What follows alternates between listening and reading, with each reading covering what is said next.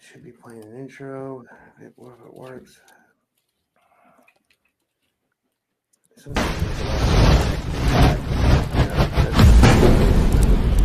work pretty good.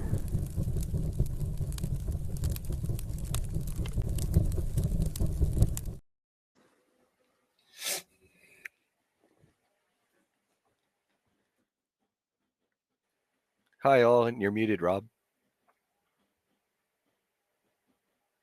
I think we're live now, right? We're live. Yeah, we are. It won't let me unmute. Oh, there we go. It wouldn't let me unmute. Hey guys, welcome back to another episode of the Typical Skeptic Podcast. I guess it wouldn't be a show of mine if there wasn't some kind of issue at the beginning. But no, I got an awesome show for you guys today. I'm really excited. I have my good friend Nathan Ciszek and Brian Tseng and Arkheim RA. They all joined us to talk to the great Courtney Brown. He's a professor, but he's also the director and founder of the Farsight Institute Remote Viewing. They've been doing great work for years. And today we're going to be talking about a global paradigm shift that's happening, the extraterrestrial agenda, and, remote viewing. And we're going to be getting into a lot of stuff. So welcome, everybody. Thank you. Thank you, everybody, for joining us. And how's everybody doing today? Pretty good. Fantastic. I'm doing excellent. I have relevant information to share that I'd love to get Dr. Brown's commentary on when appropriate. I just wanted to say happy Friday the 13th, everyone. The black magic's going to be pouring in. The succubus and incubus attacks will be here. The psionic attacks, it's all coming. Nathan, in Chinese or Asian culture, Chinese especially, 13 is a lucky number. Yeah, that's what I was saying. It's the handler's unlucky day today. That's one of 12 notes. 12 notes. When you get to 13, then that's another octave. So it's actually a very sacred number. And that you see that repeat in nature in a whole bunch of different ways that are similar. So that's cool. So Brian, do you want to start it off? And it's one more than 12. Yes. So Dr. I love to share this, especially I'm so glad that we have Dr. Brown here with us today, because the Farsight Institute, we had Yemi Janae as a presenter this year. We hope to have not only Yemi, but also Aziz, and we'd love to have you as well, Dr. Brown, if you're able to join us at the 2025 Full Disclosure Now conference. But I very much have been a respecter and admirer of your work and the Institute's work for being ambassadors on behalf of humanity towards the galactics, and to inform all of us. I wholeheartedly support and want to advance the message and mission of the Farsight Institute. I've been a subscriber myself of Farsight Prime, and so I'm really glad. And the information I have to share, I just did about 2-hour session with Misha Johnston and Olivia James, the author of Gray Mouse, who's also Secret Space Program. And Olivia, because of her past life incarnations as a jinn, as one of them, a lower energy vibration being, she's able to connect with and channel and be a psychic medium with many of these beings without any harm, just like the Farsight Institute is able to connect perhaps with or without the assistance of positive galactics to do certain mind probes, for example. And we were the goal of our session was to target the negative grouping, kind of like the handlers, and then more their bosses who oppose us in the full disclosure effort. And then we wanted to talk to any white hats, anyone on the ground who is closer to us and knew of our efforts, and then any of the higher up white hat leadership. So those were our two targets. And what came through is like some of the first, we got a group called the Princeton Group. These are negative handlers working out of an office in Georgia, and they're doing things like remote viewing, psychotronic warfare, voice to skull against us. And all this one person named Dennis Pierce cared about, he's like one of the lead head person of that office, was about money. So he thinks we're going to lose. He laughs at us. A positive being named Angelique came in to say she's been a guide and a supporter of ours on the light, and don't listen to the negative beings. After that, we were connecting with a positive being, and they were saying that there's a group of children incarnated right now. A lot of them are like 9 years old to 20 years old, and they're known as the Olympia children. as if they're children who came down from Mount Olympus, and especially their computer expertise in like I guess hacking and things like that can do a lot of good to take down the other side trying to use negative AI against all of us. And we need to support them, because the other side right now is literally targeting them. Like right now, like Olivia James, during the session, she was given an image of like a 16-year-old gal who's one of these children, and she's going to be targeted to be drug addicted, and they want to divert her path from being an active Olympia child. We also contacted a white hat who's on an Earth timeline 12 and a half years in the future. Thankfully, it's only a 38 percentile chance, I think, that Olivia intuited, maybe with the assistance of Angelique, this positive being. It's only a 38% chance, but it's a bleak future where a lot of the AI is taken over. We're very heavily monitored. People are being targeted. They're like in an underground base, and it's a tiny base. And like they need our help to make sure the Olympia children get love. And then towards the end of the session, the reason why we had to cut it off is because some remote viewer, a contractor, John Whitberg, who I spoke with before, in between that session and this now, he just said that Ronin is like a Japanese breakaway subcontractor group. And that's maybe why the remote viewer was so strong. Olivia James said that this one Ronin remote viewer here on Earth was stronger than a remote viewer group of like 5 people on Mars who are trying to mess with her.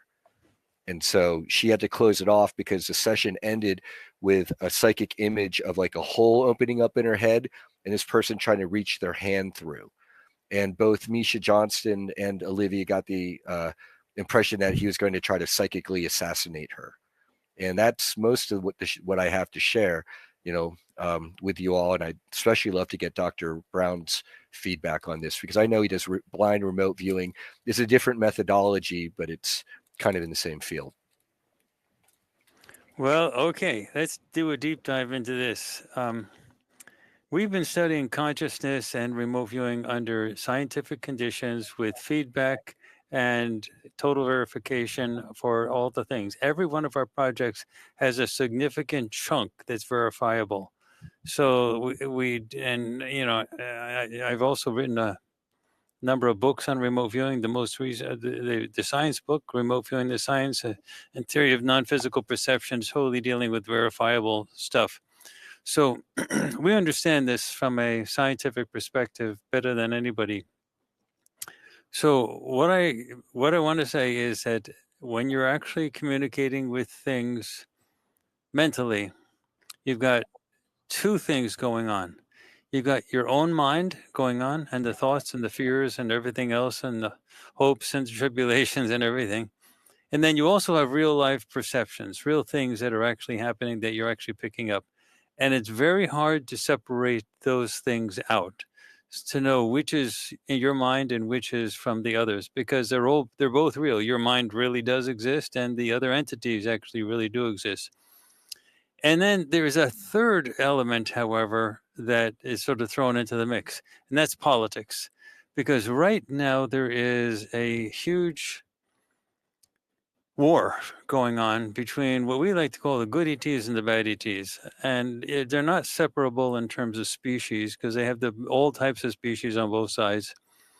But this planet has been run as a prison planet for thousands of years, and right now we're in the middle of a revolution, of change, of all of that. And the bad ETs have been running this place as a prison, and they do, in fact, have written agreements with the United States government and a few other governments to continue with what they consider their experiments, work on underground bases, and to actually, operate here. And that is a free will choice from our leadership to be able to operate with those people in exchange for tech transfer stuff, so that they have crashed UFOs, and they needed help. The U.S. needed help for converting that stuff into their own weaponry, and that's where the secret space program comes out, that uses technology that is ET technology. The real question is who's shooting down the UFOs and who are they shooting down? So what basically is the bad ETs are the ones with the written agreements with the government, and they're the ones that are actually giving the tech to the government to be able to operate these ships and to shoot down some ships. Now, the good ETs could easily knock out the entire secret space program. They could easily defend themselves, but they don't, because that would make the United States government say, oh my gosh, they're hostile. And that would throw the government into the hands further of the bad ETs. So the bad ETs have a weak link, and that is the New Age community, which does all types of channeling and all types of other, stuff. And they keep that realm in a constant state of fear, terror, paranoia, and then also drunk on the idea that all the global brothers and galactic brothers and sisters are good, and that you just have to wait a few more years and then there'll be, a disclosure and everything like that. So they have it in a total state of chaos rather than having true, authentic perceptions. So what you get is basically two things coming out of the bad ETs going into the New Age community. The first thing is garbage propaganda, which is everything's good out there. Humanity just needs to raise their head, and a few years down the line, everything will be fine. And then you also have chaos. Now, what you were talking about, Brian, was the chaos. So if you throw chaos, especially if there's anything true in what's going on, such as a secret space program type of person that's communicating, then you want to sort of throw a monkey wrench in all of that so that that information doesn't get translated, doesn't get distributed. And then what happens is you get just sort of a mess coming out. And if you have all these different messages coming out from the New Age community, it just looks like junk, and mainstream science just continues to ignore you. So you have to be very careful when you actually listen to anything. Now, what's going on right now is a war. And the war is this is the big battle time. This is the crunch time. This is what the UFO so-called drones are that are appearing all over the world. So right now we have a situation in which Farsight has been working with what we call the good ETs, which are militarily dominant in the solar system, but not dominant on planet Earth, because all these secret arrangements, written agreements that the governments have with the bad ETs. So what we are trying to do, and we have been working with the good ETs, they are our side. They are our people. And we meet with them on a regular basis. We have physical meetings with them. We used to have them in the beach in secret locations that went on for a long time, years. And on their insistence, they're now requiring that we record. They made sure we had the right equipment. We are actually recording these meetings that we have. Some on the beach are still done at secret locations, but the ones at we do in our boardroom, those are done, and we publish those. And we have one meeting. They have us dealing with one meeting a month. And the last one was, I believe it was, let me grab my calendar here. I believe it was November 13th. Give me a second here to make sure I get these dates right. And these are our Farsight ET board meetings. They typically have 2 extraterrestrials that show up. And then all of our remote viewers are together, and we talk, and those are recorded. And it happened. The last one happened on the 13th of November. In that one, it's on YouTube as well as our streaming service, farsightprime.com. And in that one, they started out the meeting by telling us that they were going to that this is the time. They've been warning us for a couple months that the crunch time is coming. That this last one on November 13th said, now is the time. They had previously told us how to take or send people to us that told us how to make video recordings of the bad ETs, because they use cloak ships. So we had to have modified cameras that work with infrared and very high frame rates to be able. And we did that. We have lots of video recordings of that. We put them on Instagram. We have a following of people who are doing that, modifying their cameras and doing it. But in the last board meeting on November 13th, they said, okay, now we're going to be showing us. We are going to be doing the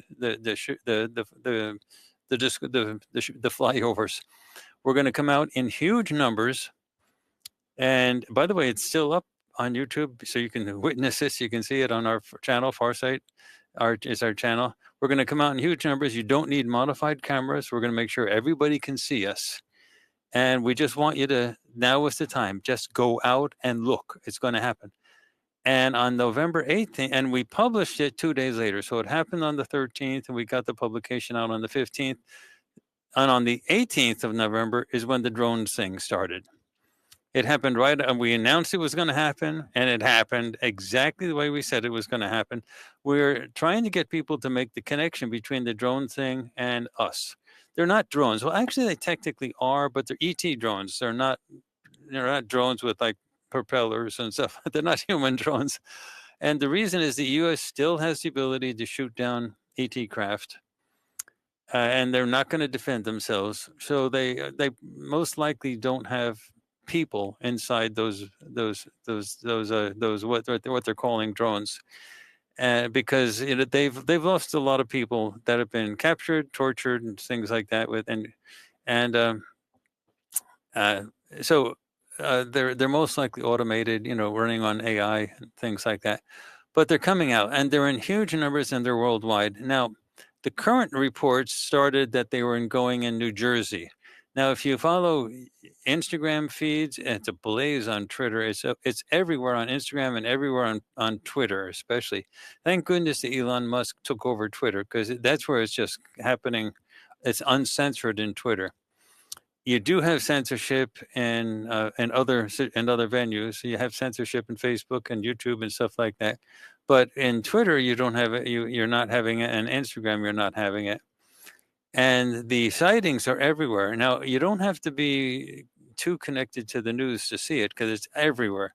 News Nation on YouTube, which is a major news station, is covering it all the time with Ross Coulthart, but also there are other announcers.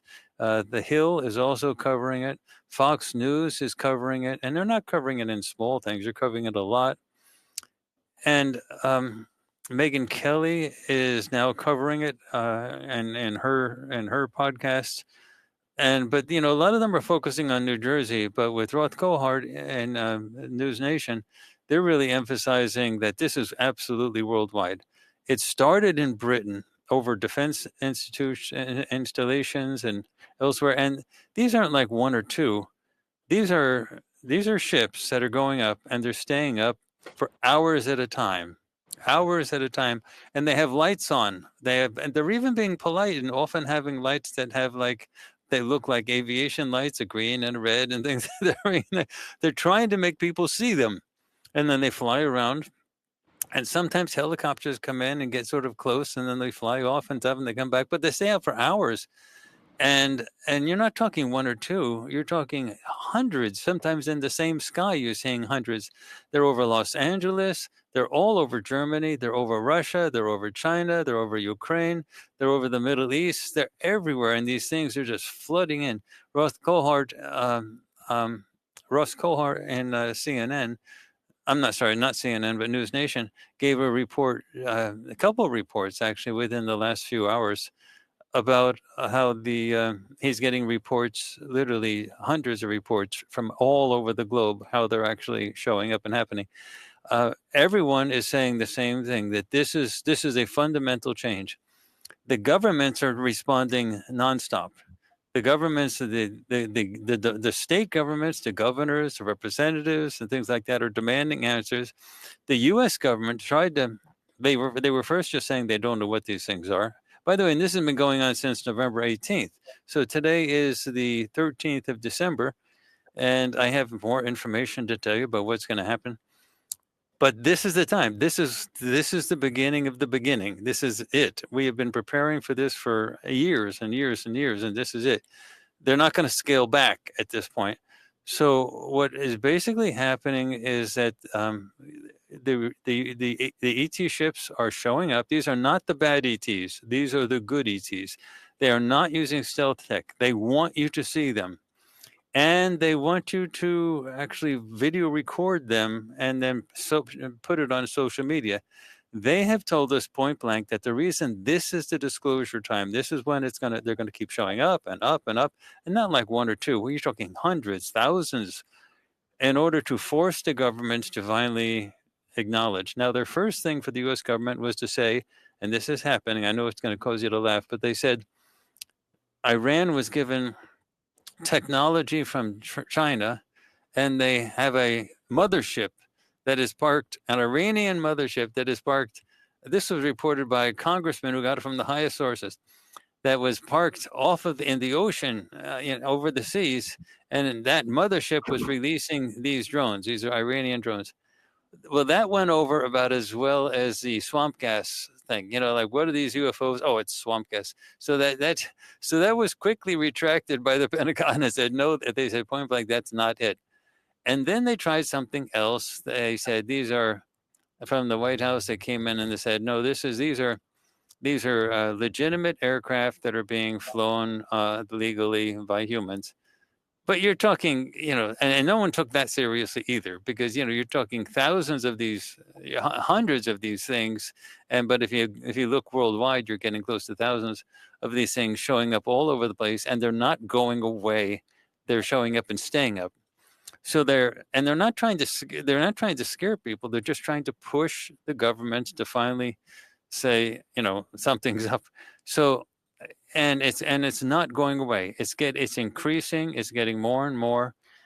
And from the channeling community, you've seen a change. The channeling community has been rife with disinformation coming from the bad ETs.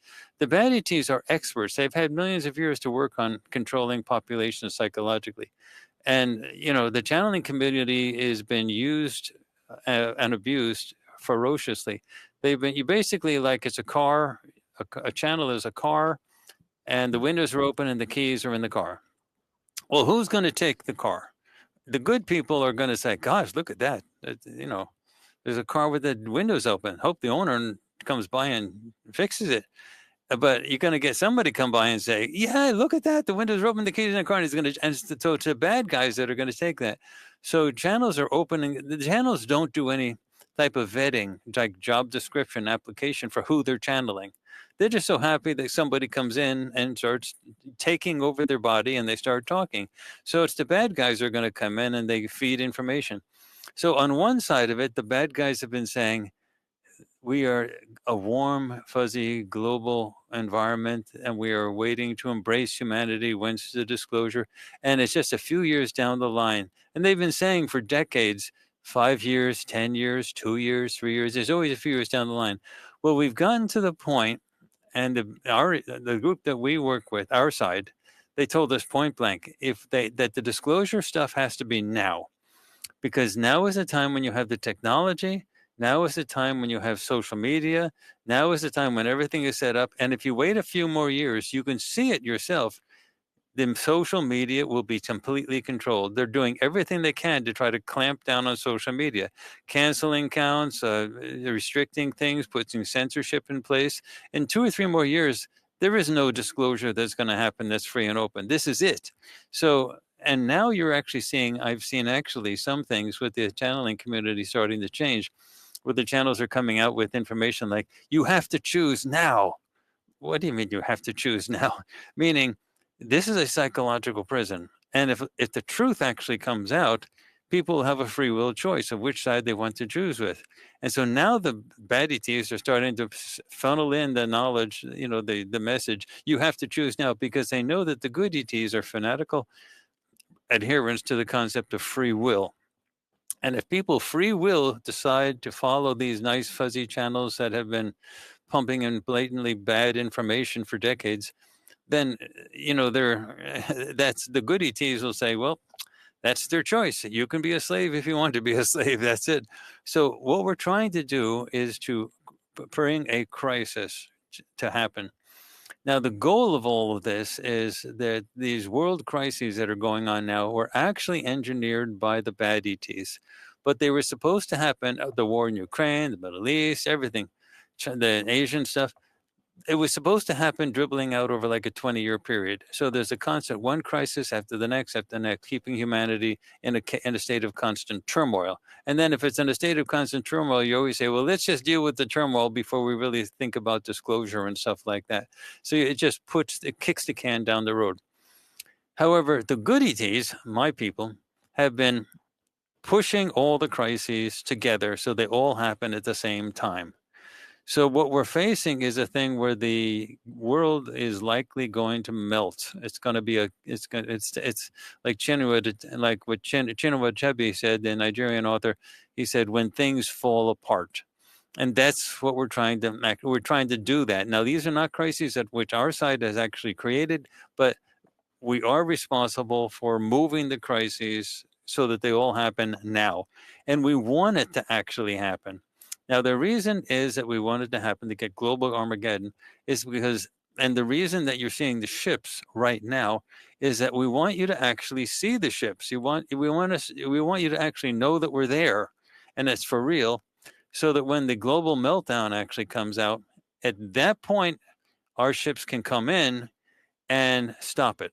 We can stop the complete destruction of the planet. And then everyone will look up and say, oh, we know those people. We've been seeing them for months. We know exactly. Those are ships, and they're friendly ships. They've been blinking lights at us, and they've not been running away, and they've been there all night, every night. That's what the whole goal is, so that you see us as rescuers, not as people that are terrorizing. Now, the bad ETs have been flying about this place in huge numbers for a very, very, very long time, but they use stealth tech, so you can't see them. So anyway, I've been noticing some changes in the channeling community. There's more of a panic in their voice, and there's more of an understanding that you have to choose now. And the reason they're saying you have to choose now is because the free will ETs are the ones who absolutely respect free will, the good ETs. And so if you choose, to follow if you choose to continue to follow the warm fuzzy channels that have been telling you good things. Now, the actual human channels are not responsible for this. They're angels. They're wonderful people. They're perfect, but they're being badly abused by the entities that they are channeling. The entities seem like they're warm and fuzzy and positive things, and that's the whole point. They want you to be aligned to them. And when crises happen, like it's going on, they want people to be driven to them in thousands and thousands and hundreds of thousands of numbers to listen to them so that they can guide them. The whole idea is to guide them in the direction of making free will choices to continue working with these nice, warm, fuzzy beings. But they work for the wrong side. Now, in the solar system, my side is militarily dominant, but we can't attack the planet, because then we would actually have to face the bad ETs as well as the human population that would be scared to death. And then everybody would be opposed to us. So we can't do that. So we have to actually show ourselves up as rescuers. And the process is a threefold process. The first is to establish human groups that actually have the truth. They want it to make sure that they are respected for saying the truth and only the truth. So they had to have a human group on the planet contain a huge library of information, video library of information that contains basically the history of the planet, history of the solar system, stuff that's been going on in the galaxy. And that's what Farsight's job has been. And that's why they have been helping us for years, actually a few decades now. That's why they've been so deeply involved, and they've been, it's been really hands-on.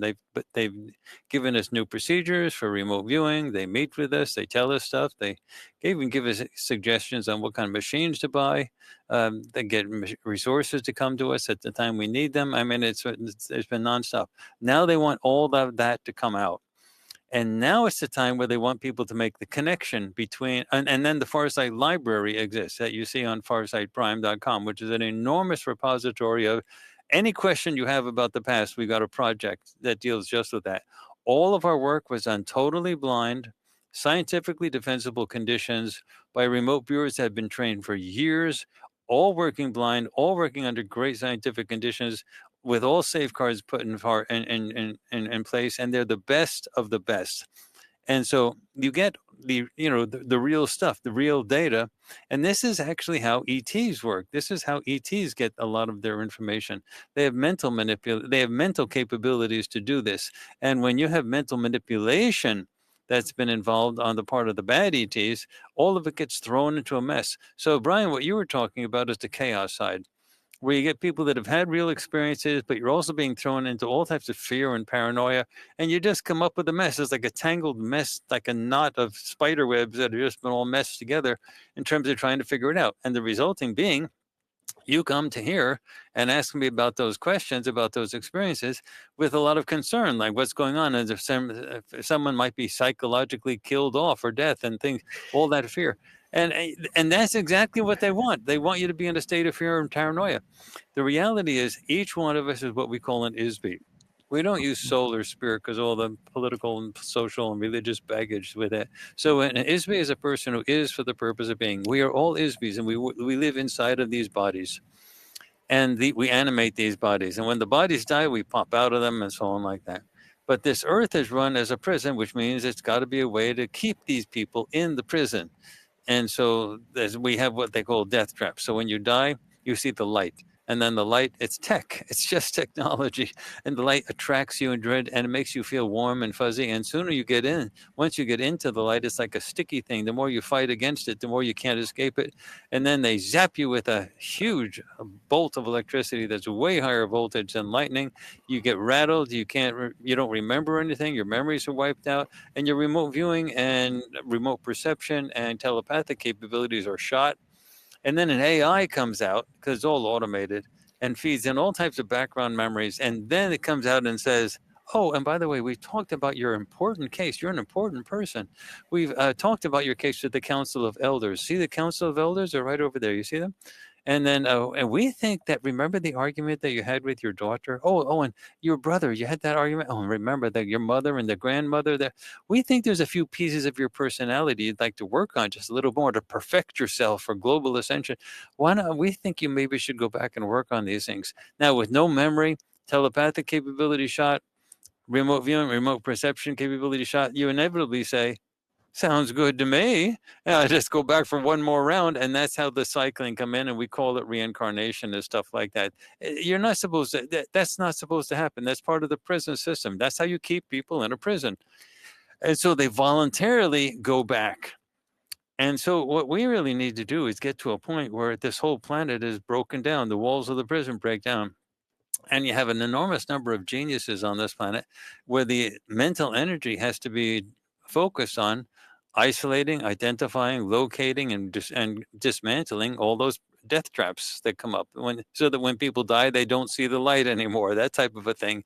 So all of that is and all of this fear and terror and paranoia that you're talking about, Brian, just doesn't happen anymore. And that won't happen until the crises happen. But now is the time, because of all the ships coming out, that this is being forced. And it's hilarious to actually see some of the channeling community start to pivot and say, you have to decide now. You have to decide now. If I may, Dr. Brown, I'm not coming from a place of fear or paranoia, but it's more a sense of urgency. It's not a sense of you have to choose now. And Olivia is not a channeler. She's establishing telepathic communication. She can channel, so she does both. Sorry, I take that back.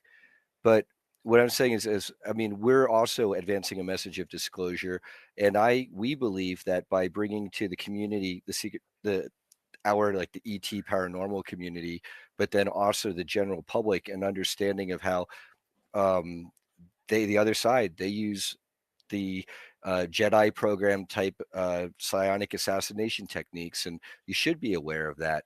Brian, yes. Let me say something. Sure. It is impossible to kill an ISB. It is impossible. You cannot die.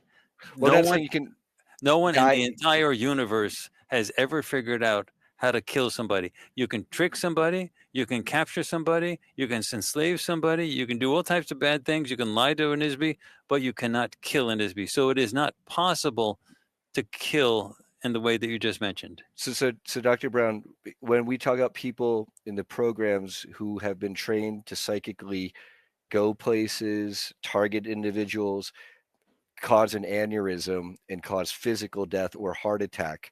And I believe this is even maybe documented in some of the CIA stuff. You're saying that that's not possible. They can't. I mean, I'm not saying they can end your soul, but they can end your life, can't they? Your physical life in the here and now. The U.S. military has in fact done a lot of research on trying to have psychic attacks on individuals to damage their physical bodies and hopefully sometimes give them heart attacks and things like that. But they can't kill the actual person inside the body. I'm not saying that. I'm not saying that at all. I'm not making that claim. I'm not trying to spread fear like that. But what I'm saying is they can psychically attack you to try to assassinate you, and that is something that is part of the secret space programs. If somebody is scared enough, you can have a heart attack. There's no question. So the issue is, how do you prevent that? You prevent that by having information come out that's so abundant, so overwhelming, that the fear goes away. If you're not afraid of anything, nobody can kill you. Right. I mean, okay, now wait a second. You can overeat. You can get fat. You can get a heart attack because there's cholesterol in your system. You can race your car and drive off a cliff. You can do things like, but your physical stuff. But in terms of mentally, it's, if you take the fear away, nobody can do anything to you.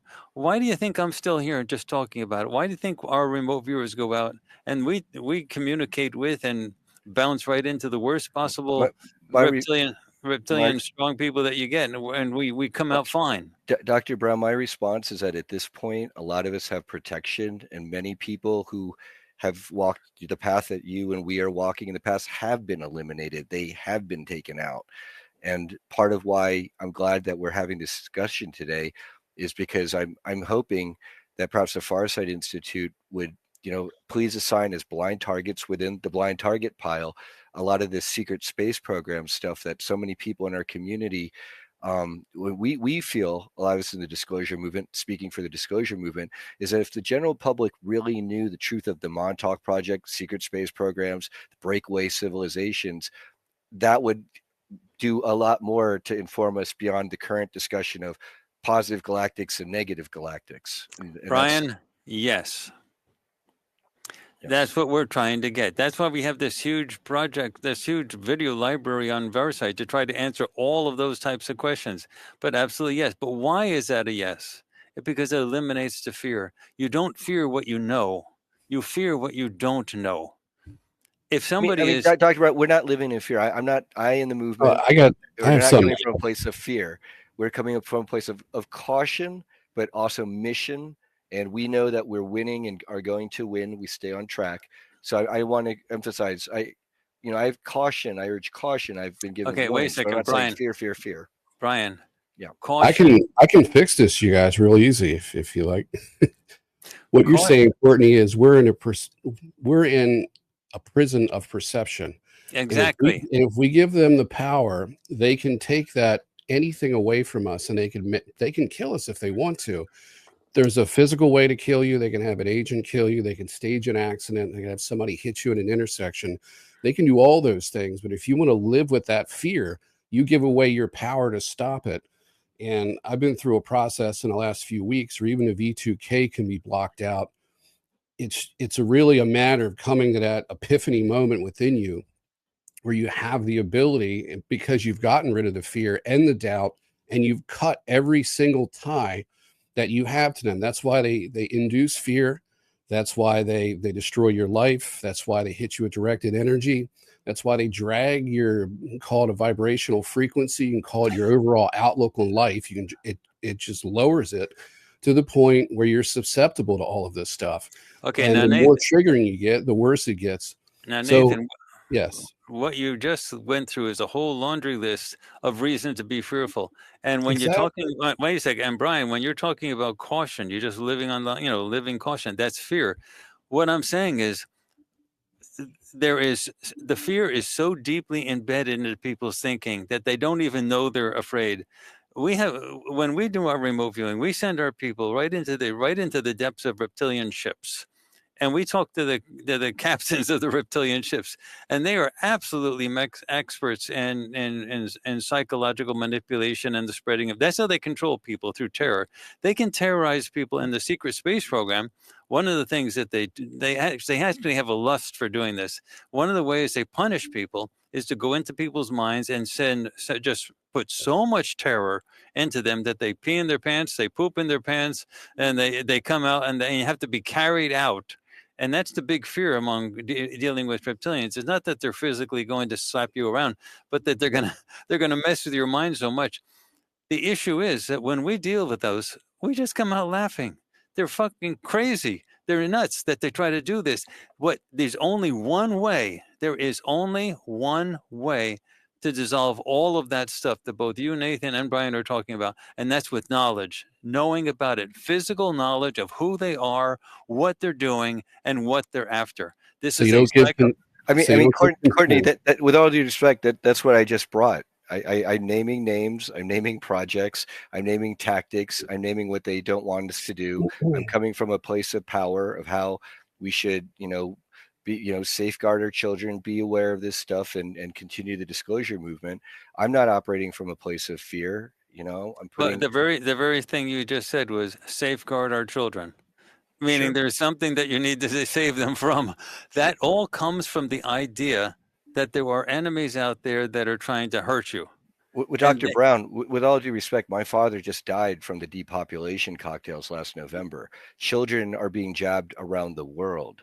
And this is part of that program. And it's not to sow fear, but when I say to people, hey, my dad died from this stuff, don't take it. Please, for the love of God, don't give it to your children. It's not, oh my God, I'm free, I'm shitting my pants. It's no, I'm trying to warn people, hey, this is from a place of knowledge. Don't do this. Don't do this to your children. Brian and Nathan, let me say one thing that's really clear. You're absolutely correct. There are bad things that are going on. The fear is not without reason. The biggest money movers on the planet are, the very first one is human trafficking. And then there's drugs, and then there's weapons sales. Human trafficking is the absolute top.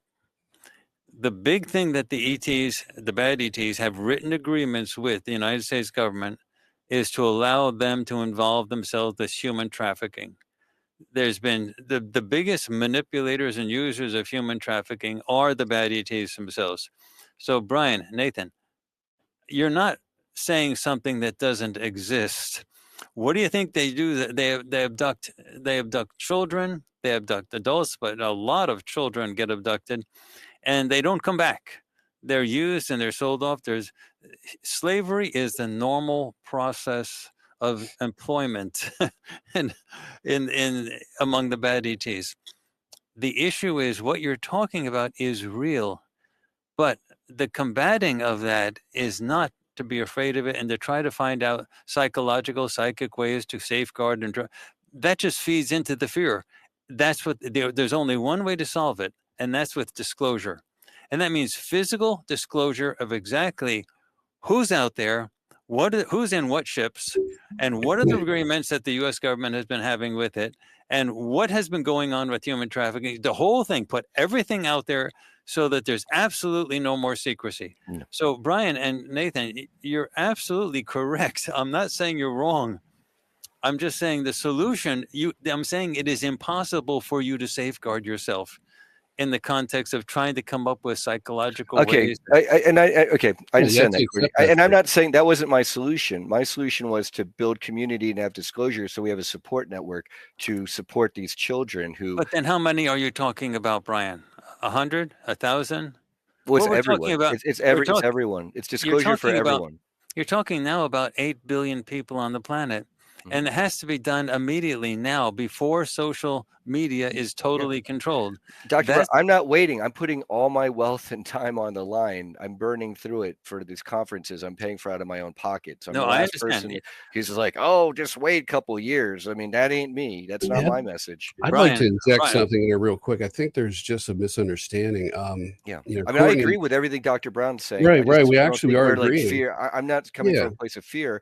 I'm coming from a place of, okay, right. Let's just head off. Maybe we dangers. could switch the subject and move forward. No, I think we need to clear it up real quick because it's really easy to clear this up.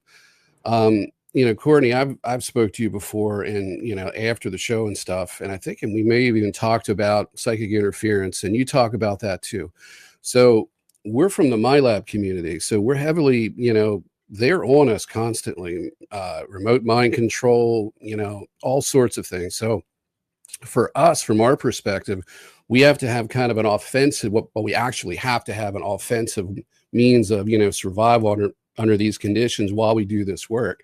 So it may sound to you like maybe we're thinking in a negative frame of mind to a certain degree, and maybe we're engaging in the fear more, but we're actually just being proactive, because for us, it's not quite the same.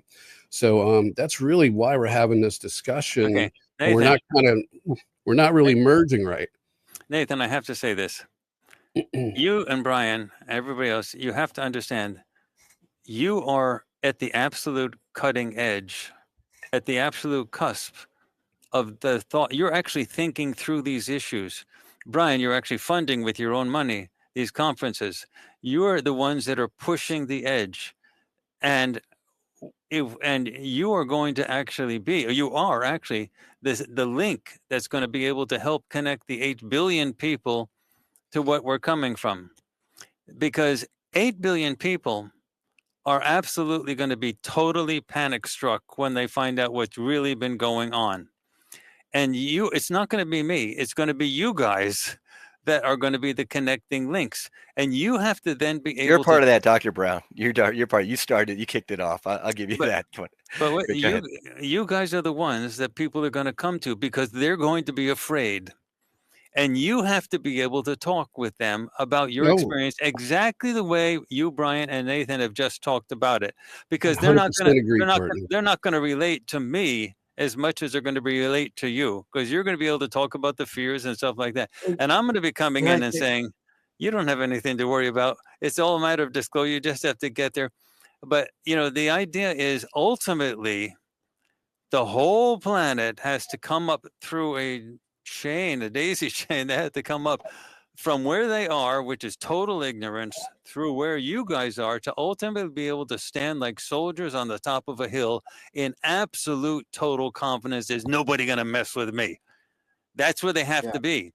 And they have to be able to face. Can I interject and say one thing? I thought this was important to point out. What you said was about, you can already see they're already putting like a fear narrative about these drones, right? Because you pointed out something that's really important. Like, a lot of people in the United States think these drones have just been over New Jersey. They think that they're just in the United States, but you pointed out that they're all over the world. They're over here in Oregon. They're talking about it on the news here, that they're the pilots and stuff. It's all over, and it's not. Yeah, it's not what like, I'm trying to say is they're trying to put a fear narrative. They're trying to put a fear narrative that and I don't know if that's the bad aliens, along with the government, to try to control the population. But I definitely see it. And the fact that you pointed out that the worldwide phenomena is huge, because that shows that they're showing up everywhere. Yeah. Can I actually share my screen for a second? You should be able to share. I'll add it. Yeah. Okay. Let me just show you an example of what you're talking about. Okay, this is fun. Okay, so anyway, I'm not attacking you, Brian and Nathan. I'm actually saying you're correct. Thought you were. No, and I'm actually saying you're absolutely correct in all of the stuff you're talking about. But the response is you can't do any. People write to me all the time and say, "What can I do to avoid the death traps? What can I do to protect myself?"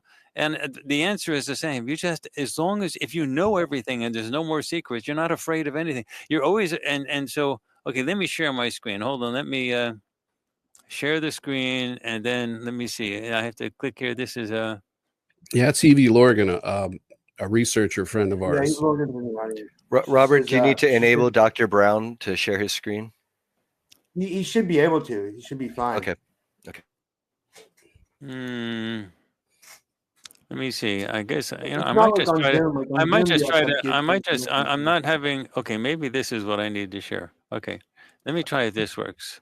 Okay, Are you now seeing Pentagon's UAP psyops unravels? I'm adding it right now. Unfortunately, it just popped up at the bottom of the screen. I'm adding it. Here it is.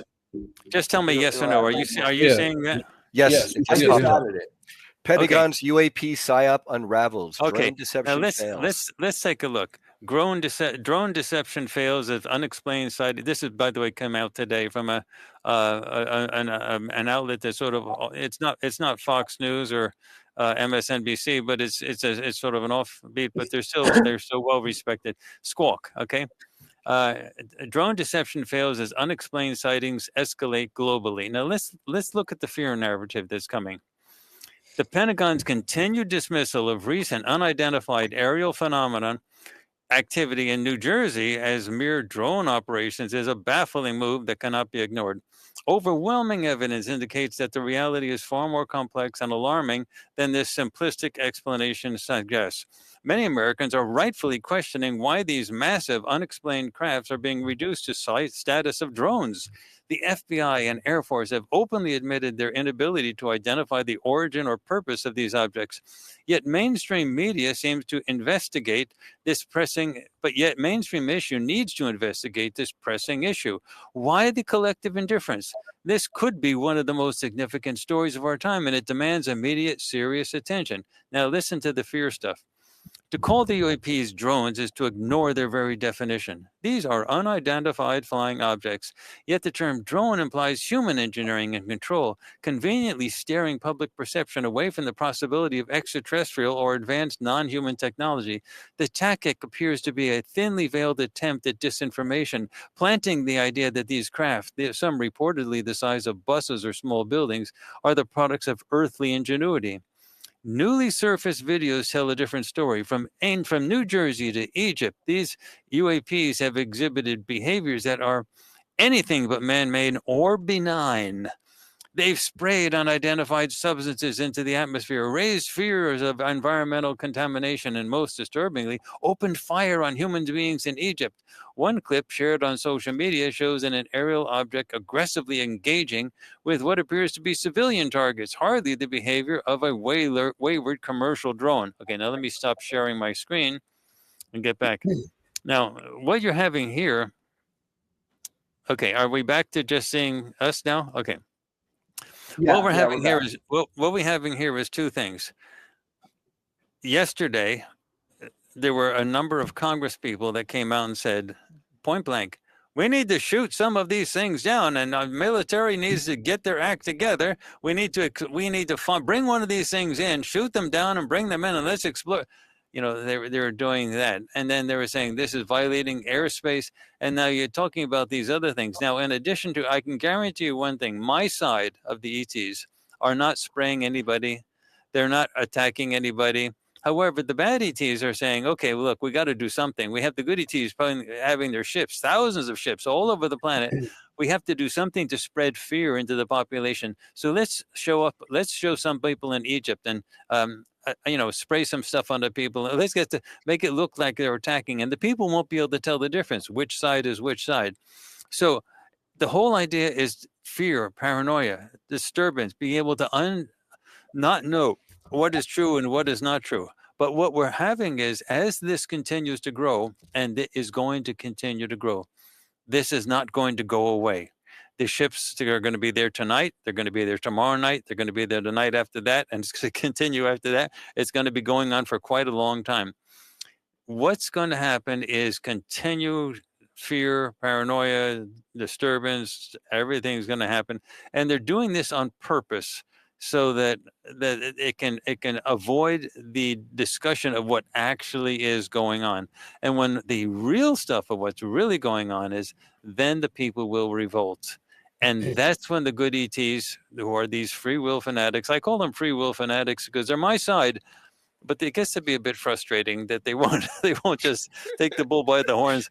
They really insist that you have to make your own decisions. And that's what's going on now. But it's a full recognition. It's the exposure, the knowledge, physical, real knowledge that will dissolve all fear. So that when you see a Rob, can you mute yourself? Go ahead. I'm sorry. I was having Rob mute himself because of the echo. And then, Dr. Brown, I did want to make one question here because, as we know, a lot of the positive ETs, they're telepathic. And like you were saying, a lot of these craft that they're sending down right now, just hovering for hours, or might be unmanned or uncrewed because they could get shot down and they've had lost plenty of No, personnel. we have not been told that. They told me that they're sending these ships out. There's a lot of them are small. I'm just assuming there's nobody in those ships because of the risk of being shot down. I see. But my question is more along the lines of, we know in the ET experiencer community that there are many people who experience this CE5 type phenomenon where not only are the craft coming, they're like interacting and they're getting telepathic communications. So are we also going to be seeing more of our positive galactic friends having more open telepathic communication with the people who are receptive down on the ground? They have trained us to be totally telepathic, capable people that interact with them on a regular basis. And they want us to record what we do all the time so you can actually see how the telepathy works. That's why we have our ET board meetings. That's why we've been doing things. And we have all these zillions of projects up on farsightprime.com so you can actually watch it take place. It's very alien for human beings to have this type of a thing because of the death traps, because of the processing that you go through after dying. When you actually get attracted to the light, zapped, recycled back in, people don't even know they have a soul. They don't even know that they are the soul. They don't even know who they are. And they think they have no memory. And they're really terrified about their physical life.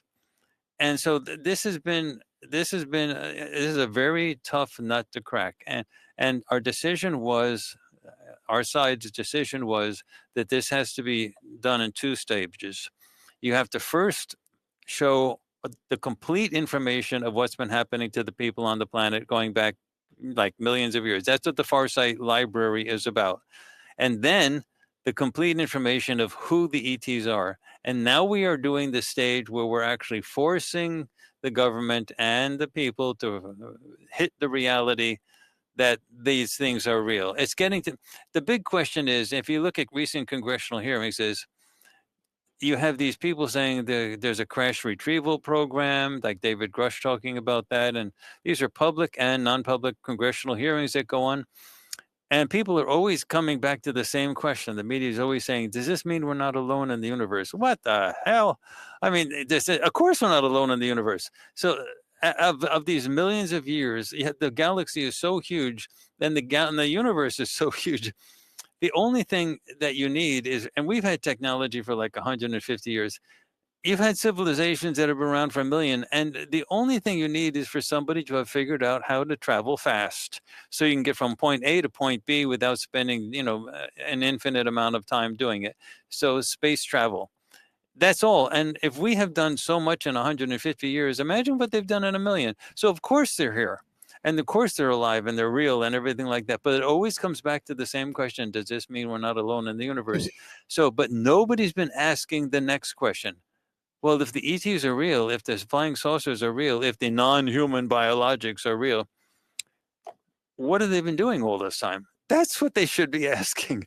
What have they been doing all this time? And that's what Farsight's about. So what we're trying to do is completely destroy the idea of ignorance, because that's how you get rid of the fear. That's where you don't have to worry about safe spaces. You don't have to worry about, being, safeguarding your children. You don't have to worry about, if everything's out there, then you say, holy blankety blank. So this is what you've been doing. And who's been signing these agreements? What's going on? And then you'll see that there is a huge force of very nice extraterrestrials. That's my side, that are willing to come in massive numbers. They are way more militarily superior in this solar system to be able to completely handle the bad ETs. But they will not do it without a voluntary thing, meaning there is no reason to be afraid. But as long as you're even slightly afraid, even you may not know you're afraid, then you're not going to be able to sort of go to the next step. And the only solution is total information. And that's what's going on. Let me tell you, Brian and Nathan and Rob and everyone, Arkheim, we've been fighting for this and wanting this and been frustrated for not having for decades. We're finally at the point where they told us, okay, we're going to do the ship thing now. I said, well, okay. But, you know, to be honest, we weren't ready 10 years ago. We weren't ready 5 years ago. We weren't ready a year ago. So as frustrating as it was, because we were dealing with these people, our side, and we were dealing with these remote viewing projects, we knew the truth, but we weren't at a point of command. Do you understand, Brian? That's where the lack of fear comes in. Command. We had to have our people go head to head with reptilians for a few years to the point where they're not afraid of anything. And we had to get to the point, because you can't help people by telling them what to do. I can't help you, Brian, or you, Nathan, or you, Rob, or anybody by telling you how to do something. You have to see it. You have to see us do it. And then you say, I want to be like that. But I can't tell you there's no reason to, because, you know, the bad things that the bad ETs have been doing, everything that you mentioned, Brian, it's all true, but it's not completely true, because it's way worse than what you think has been going on. Everything that you said, that's the tip of the iceberg. What has actually been going on is way worse than all of that. Now, the question is, if you end up being afraid, then you're going to be locked in. You'll freeze up, and you're not going to be able to do anything except stay in that prison. Fear keeps you in the prison. But if you have total knowledge, and the total knowledge has to be twofold. It has to be like Farsight projects explaining things, but you have to have the point where the ships come in and they don't back down. Think of it this way. The good ETs, my side, we're putting up our ships in thousands all over the planet. Do you see anybody afraid? Do they worry about the helicopter that's coming by? Do they worry about, they just, and this, they're staying up. Normal ETs are like zip. You have to have a high-speed camera. You capture them. They're gone in a blink of an eye, and you have to show video evidence that might have actually happened. Now they're staying up for hours. People go to sleep, and they wake up, they're still there. And what you should be getting from that is they're not afraid, and they want you to see it, and they want to be friendly. They're even blinking lights at you. They want to make sure you don't forget, that you don't miss it. Well, you know, Dr. Brown, you raised a really, really important point for the audience tonight. That, you know, here's a positive ETs, and then there could be the negative ETs not liking it. They can send maybe a few rogue of their own craft to shoot at people in Egypt or spray people over here. But we should need the discernment to understand that that's just the bad ETs trying to mess up the positive ETs coming out party. My side would never do that. They don't want, they know that the trap that you're in is fear-based. We would never do anything that would trigger fear. You have enough stuff. And believe me, Brian, what you said, all the fearful stuff that you said, it's way worse than that. But the other side does. You just know the tip of the iceberg. If you knew everything that they do, why do you think the good ETs are? A lot of our people in our community have been inducted into these programs. They've done 20 and backs, 40 backs, 60 and backs being satanically abused. So I personally probably wouldn't be surprised. And when I expose this, and Arkheim and I and Nathan and Rob and others, we do a lot of work to expose this, but it's not ever from a place of fear. It's always from a place of know your enemy so you can stomp them down. Dr. Brown, can I just back Brian up? And this is what Nate was trying to say. A lot of us are targeted. Like, we deal with the targeting every day because of this. Like, I don't know why you guys aren't getting it, or maybe you are and you deal with it differently, but we definitely are getting to, every day we're getting targeted, you know? I think it has to do with the fact that the Farsight Institute very implicitly has protection and is working with powerful ETs that are helping them. And I deal with a lot less targeting than most people in this community. I know I deal with a lot less than Nathan, who I keep in contact with.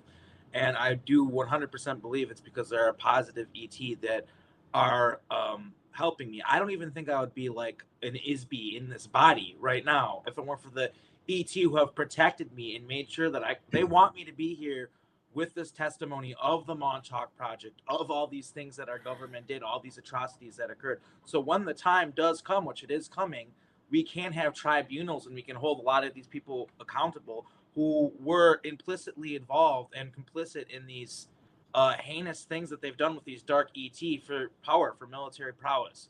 So that's one of the things that that me and Brian and, well, really all of us in this movement really want to see happen, is we want you know, the Montauk Project that I was a part of, hundreds of thousands of children died. Like I was one of the people who survived. That was rare. Like, and we want there to be an acknowledgement of our history, of the fact that these things happen, that our government participated in this stuff, and also moving forward, the disclosure of all of that is not as important as all the mind control. Like our government, the psyops part of our government is always working around the clock with these dark ET, and it's like what you're talking about with these. It's one of the reasons why I really wanted to talk to you is because you are absolutely right about these people who are always coming in, and you're right. They're sometimes the most wonderful people in the world. The healers, people are awesome people who you wouldn't see any reason not to trust, but they're getting these messages that are channeled, and the message is like, oh, it's all pack up your bags, sit, relax, eat some popcorn, watch the show. It's all over. Like nobody has to do anything. Like the Palladians or whatever are going to come down and all save us. And I think it's important for people because we hear this term all the time in our community, like use discernment. Everybody's talking about using discernment. And I think when we listen to these people who are channeling, a lot of times we're just not to throw the baby out with the bathwater. It's not like nothing's ever been channeled that's good, but it's like if we listen to these people, there's no empirical way to figure out whether or not they're telling the truth or not, and whether or not what we're seeing on the horizon when we're listening to these people and believing them is actually true. But that's what the difference between all these other people and Farsight is. You actually are using scientific methods and using fail safes and realize an actual message that isn't convoluted. That's very important to you guys, and that's why I respect you and your work, Courtney. And I just am kind of wondering, one of the things that I wanted to bring to the conversation is like, how do we fight against these people and their narrative that like the show's all over? Like how do we cohesively form a movement? It's like you said, we all look ridiculous when we're all fighting and arguing and all this stuff. Do you think that it's just in a little bit, it's not going to matter because the disclosure is going to come out so blatantly in your face that no one's going to reply? Or look, everything that you said, Arkheim, is correct. Everything that Brian said is correct. Rob, everything that you just said about the attacks and things like that, that's all correct. Nathan, nothing has been said that's incorrect. But it's like the Matrix movies, where people are in the Matrix movie, they're in the Matrix, and they can't trust anything that's in reality. Anything that they see, they don't know if it's part of the Matrix or part of the real thing. You can't trust absolutely anything. And fear is the primary mechanism that is used to keep people in check. The only way to conquer fear is with total information about what actually is going on. And that doesn't mean like you sort of just knowing personally. That means like mainstream news has to actually start confessing.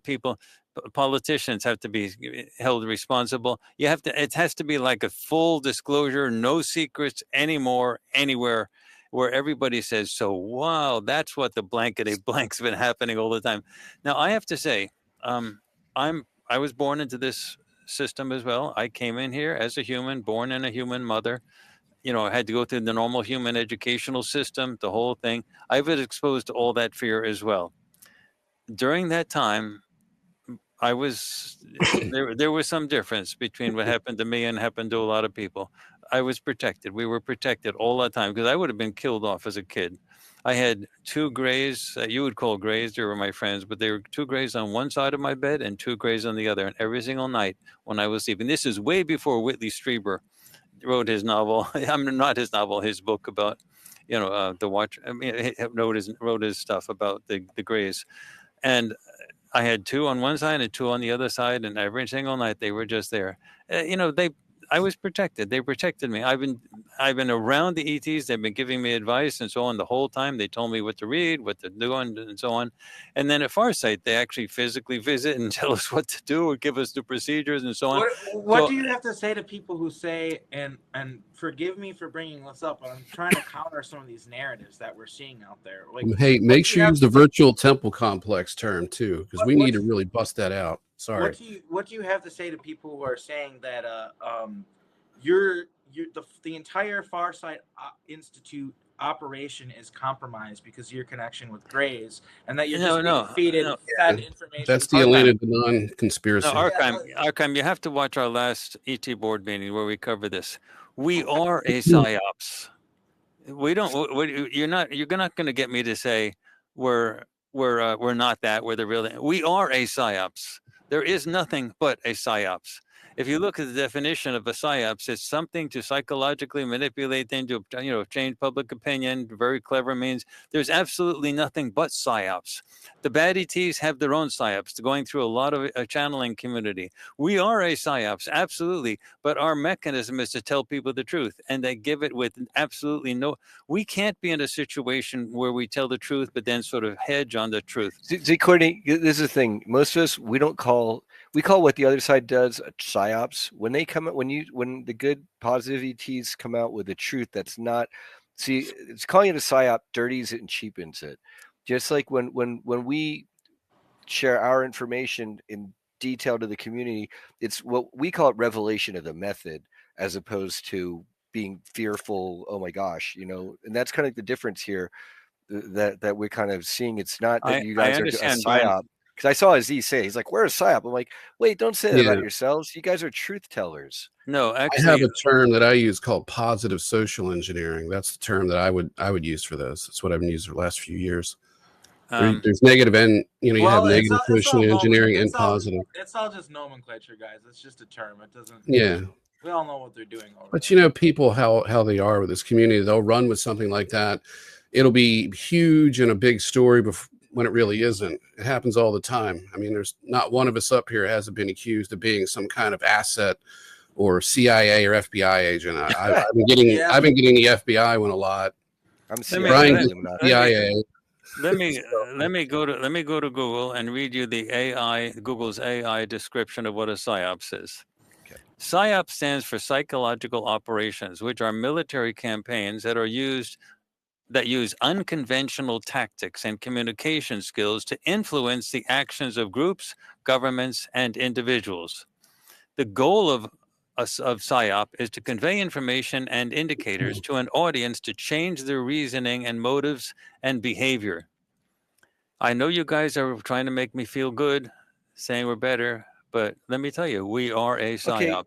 Okay. Well, then fine. At that base definition, you fit that, but there's just so you know, and I get that definition as a clinical definition, but just in the community in general, there's a negative connotation with that clinical term. Okay, but Brian, what I'm saying is that there is no non-PSYOPs. Everybody's trying to manipulate you. Let me tell you this, and then I don't think we're a psyop. I don't call myself a psyop. I'm trying to get the truth out to people, and I'm paying money to it, but it's not to manipulate people. It's to set people free. If that's manipulating people, truth can be a means of a psyop. Then fine. Let me give you an example. My site has been totally locked out from the governmental hierarchy, presidents, things like that, leadership. We've been locked out because of the agreements that have been made with the bad ETs for tech transfer and stuff like that. So my side, I'm not saying I have done this, but my side has gone a different way. We've gone to the masses. One of the ways that we have done that is when scriptwriters go to sleep in Hollywood, we put ideas in their heads, and then they wake up and they say, "What a great dream. I had this wonderful idea for a movie." And that's where you get, and then now they're free will people, so they can't force the scriptwriter or the producers to do anything. But if they drop the idea in the minds, and that's where you got Star Wars, Star Trek, that's where you get the Matrix movies, all the stuff that comes out about sort of the stuff that's out there. So to get the population acclimatized to the idea of a galaxy that's full of life and that struggles, that there's fights, there's controversy, and different species, and the species interacting together, and they break into blocks and so on like that. And deception, the Matrix movies where you get the idea of you can't trust anything. That was psychological manipulation, Brian. We put out all those movies. We helped to put out those. And we didn't do the movies, but we dropped the idea until the movies would come out, precisely to introduce those ideas, because the bad ETs were not going to let that out. The bad ETs actually have CIA people that vet every single major movie that actually comes out. And these are people. Now, I know that some of you are going to say, "Oh, you're a conspiracy theory," stuff like that. No, But, you're right. We 100% agree with you, Courtney. We Yeah, know that was channeled. The Prime Directive and all that for Star Trek was channeled information for Gene Roddenberry to use or not use that he got from Berkeley. well, yeah, but let me give you some hard data. The guy that was the CIA vetter, the person that would vet every single major script that came out of Hollywood for like 20 or 25 years, he's not anymore. He's retired. Was Chase Brandon. He was out for the for the 1980s and the early 2000s and the 1970s. Chase Brandon, that was his name, and he actually has given interviews and has described what he does. That's his name. He was the guy that did all the vetting. So there is another guy that does it now, but I can talk about Chase Brandon because he's come out, he's talked, that's his name, and that's what he does. That's what he did. So they make sure that nothing comes out in Hollywood that is anti-FBI, that is anti-CIA, that is that spreads information about the government that could be considered in a bad light. That's what they do. And so what we had to do is to circumvent that. That was really hard. So we had to be able to do things that introduce all of these ideas, but that wouldn't be canceled by people like Chase Brandon, who could scratch off a movie and say that we can't have something like that. So that's where the Star Trek stuff had to go through, the Star Wars stuff and everything like that. But it worked. We got the entire population open to the idea of there being many species, there being intergalactic life, there being efforts to try to control things, the whole Matrix movie, secrecy and everything. The population has been fundamentally changed. So what you can say is that the bad ETs have controlled and manipulated the authorities. But my side has won the hearts and minds of people. Now, if that isn't PSYOPs, what is, Brian?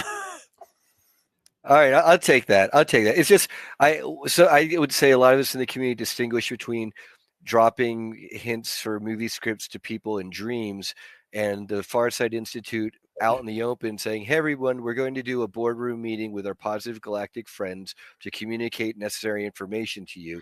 I guess fine, you're a PSYOP, but you're much more, hey, we're openly admitting we're a PSYOP. But so maybe exactly. it's a stigma that the stigma catches in my throat. But when you read the official clinical definition, I'm totally fine with that. I understand. And I also said we're putting things on the table now. We absolutely insist on everything being verifiable.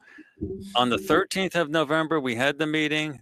They told us what they were going to do. We published it on the 15th, and on the 18th of November, it started, and it's been nonstop, and it's growing. What more do you want? It's like, and the whole government's saying, we don't know what these things are. They try maybe an Iranian mothership. Can you believe that? We want everybody to subscribe to the Farsight Institute, farsightprime.com right now, and then come to my conference with all of this. And we have, and by the way, Brian, if you don't have those conferences, there's a huge problem because people have to go. Now, if you didn't already have these conferences, you'd be starting them up. But it's important to have the conferences and actually have started them so that when you continue them and then the big stuff actually happens, then you go from a few hundred people to maybe 10,000 people in your conferences. But if you didn't already have the practice for how to do it, like, look, Brian, it's not easy. There's mailing lists, there's web stuff that has to go out, there's all the logistics for have to do that. And if you started out, and also, if you had never done it before and you started out, why would people believe you?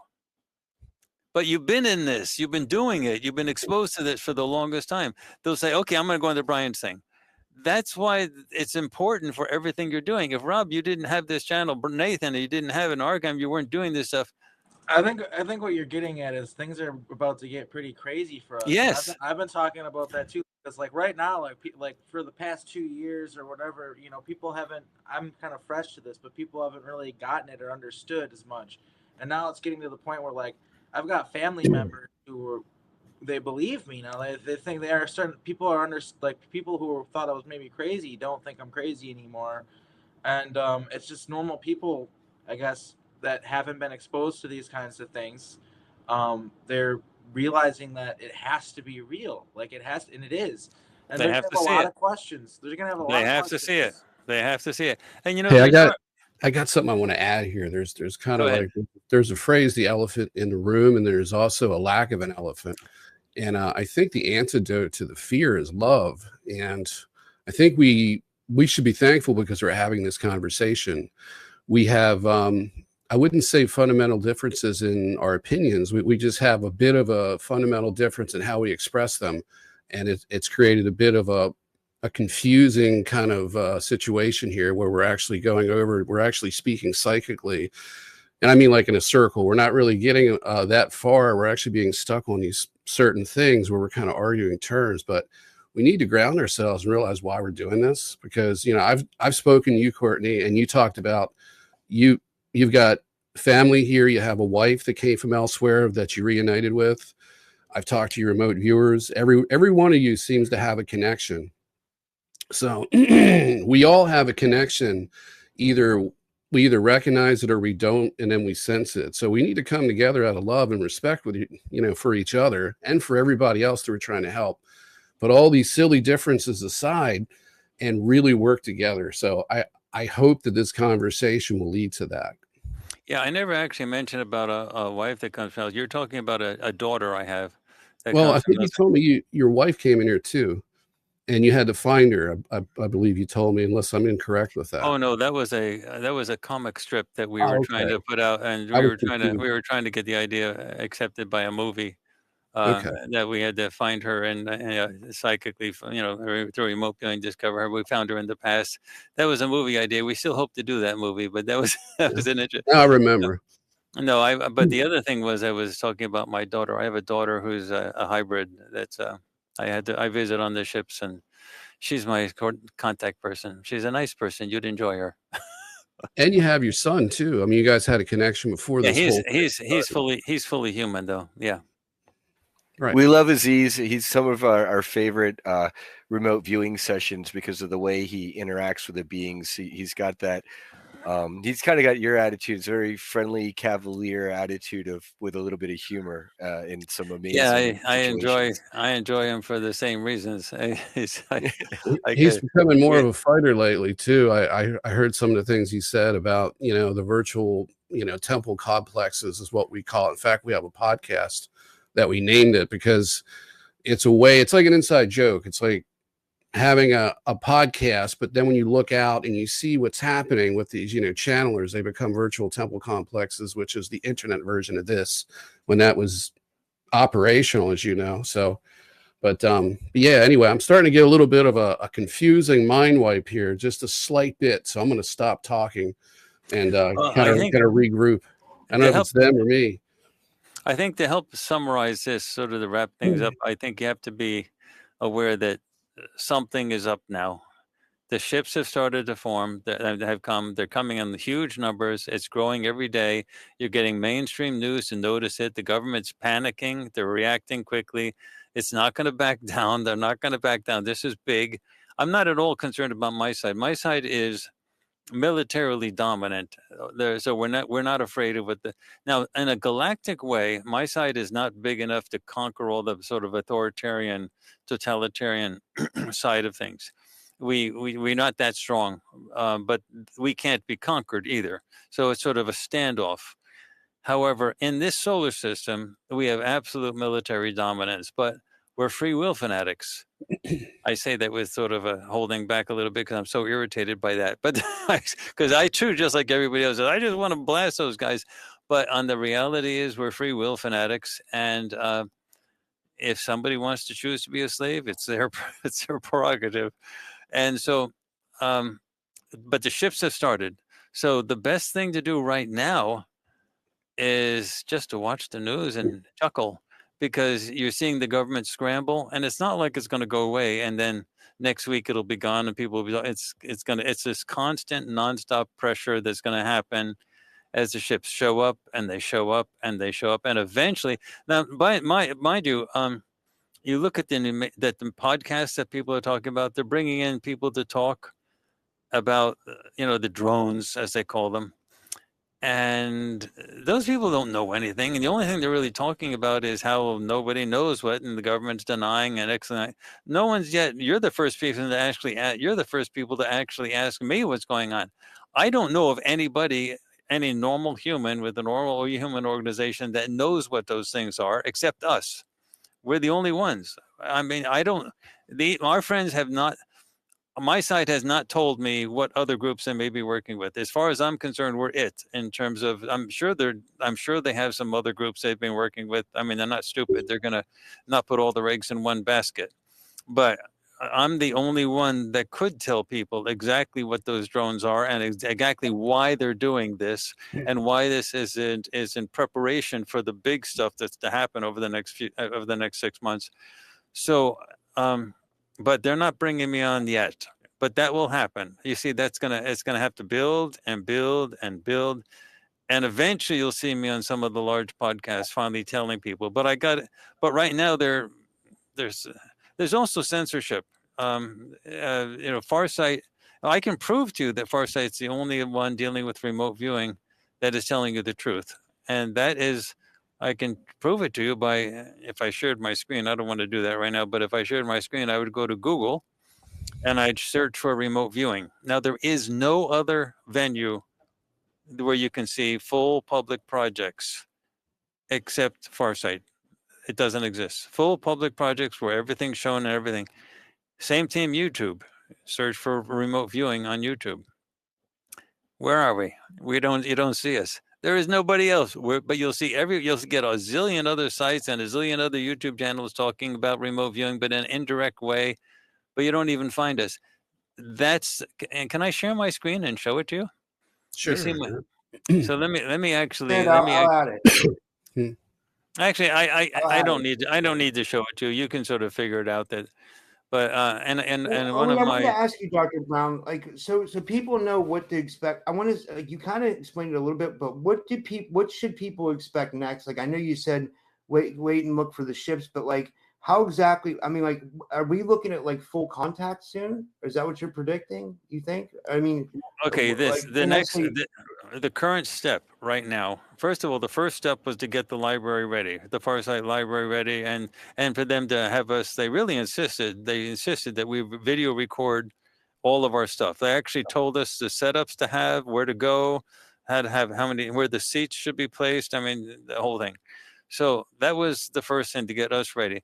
The second thing, finally, after we're finally completely ready, they wanted us to be able to explain things. So they wanted us to have full meetings that had already been recorded, so we're sort of used to it, and we have some record on that. And then they wanted this thing to happen with the ships. So the ships you can think of the ships as it's not like a drop of water that will dissolve, the mud down below. It's more like a jackhammer. It's the ships. That's exactly right, Brian. It's a jackhammer, and you can see how much resistance there is already with people saying, first of all, they're calling them drones. They're not, but they don't have propellers. They're not like drones. They're not human drones. But the point is, they said first that they're only in New Jersey. They're not in New Jersey. Now they're acknowledging they're all over the planet. Now that they actually started in Britain, and they did it in such a way that they announced it to us. We put it on the thing, and we have maybe 20 or 30,000 people that have watched the ET board meeting where they announced it. But that's not like 90 million people. But they still did it. They told us, and then it started. But that gives you the understanding of how important they consider what we're doing at Farsight. Even though we currently have how many people we have, how many people watched that video? I don't know. It was I could actually find out, but it's, let's say 25 or 30,000 people watched the video, the ET board meeting where they announced it. It still puts it on record, and then the ships start. Then eventually people will start asking, well, who does know about these things? And eventually it will get out that we know about these things. And sort of proof that we know about these things is we told you exactly when it was going to happen, and it happened immediately afterwards. And then it never lets up. Now, there's new stuff that's going to come out that we haven't been told yet. We have monthly board meetings, and every month they tell us the new stuff. And so this month there's going to be another board meeting, and then we have to publish it within like a day or two. And I don't know what's going to be on that thing, but there's going to be new stuff. Ultimately, you're going to see Armageddon, if our side is correct, meaning ultimately world events is going to boil out of control. And then these ships that you've been seeing and calling drones are going to have to come to the rescue to stop everything from boiling out of control. And then people can't be afraid of the drones because they've been seeing them every night for months, for weeks and months. Then they're not afraid of them. And suddenly when human stuff gets out of control and then the drones, so-called drones, come out of everywhere and just show up and help calm, then people will say, oh, they're helping. And then the disclosure process finally breaks down, and then the governments finally have to confess what's been going on, and then by that time there'll be a new administration where people are actually, in Washington, where people are actually a little bit more open. If there's one thing that characterizes the new administration that's coming in, is the people that are involved, that are being brought in the cabinet, if they get it, if they get it approved. Is the ending of censorship. And that's key. And that's why we simply couldn't wait for 2 more years. Because if there's anything that is true, is that the mainstream wants censorship. They want to control what people know, what they actually get. And the people who are getting into Washington now in the new administration, they have been heavily censored over the last 4 years, and they have it in their memory, and that's what they don't want. So the biggest places, the biggest venues for this UFO stuff that's coming out right now is places like X, formerly Twitter. And those people say censorship is not the right thing. So, and now this doesn't say that Elon Musk is willing to say that Elon Musk, for example, is constantly saying, we have no information about X. And if anyone knows about the aliens, I would know, he'd say. But it's Courtney, just to know, a lot of us in the community are very highly distrustful of Elon. Our position is we understand the Galactics have to deal with human leadership, whether or not they won a popularity contest. But in the community, there's a lot of distrust of him for many reasons. Yeah, but there's another thing you have to say. And and this is me speculating at this point because I haven't been told. If you look at the SpaceX stuff in the beginning, they had 4 rockets. They had 4 abilities to shoot in order to get the NASA contracts.